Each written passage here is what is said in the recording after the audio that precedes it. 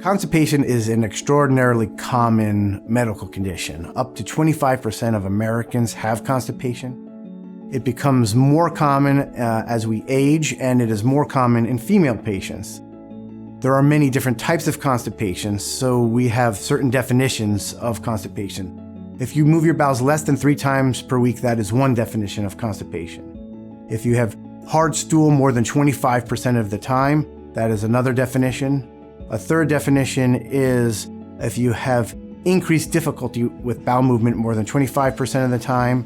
And lastly, if you feel a sense of incomplete evacuation or you don't feel that you empty, and that occurs with more than 25% of bowel movements, then you also meet the definition of constipation. Treatment of constipation always starts with dietary manipulation. We tell the patients to increase their fluid intake and also increase their fiber intake.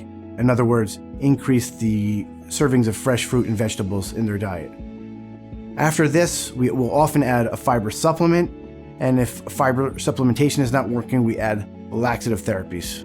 If diet manipulation and medical therapy is not working and the patient has severe medical refractory constipation, this is when we would make sure that we define the type of constipation they have. Depending on the type of constipation they have, physical therapy is often the treatment of choice. With a properly diagnosed patient, physical therapy can be very successful in treating certain forms of constipation. Other forms of constipation that are failing medical therapy do have surgical options, and these options are very effective.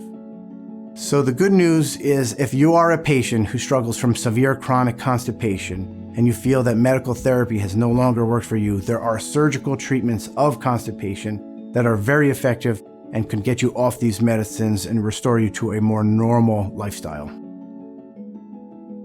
Griffin Health, empowering people, advancing care.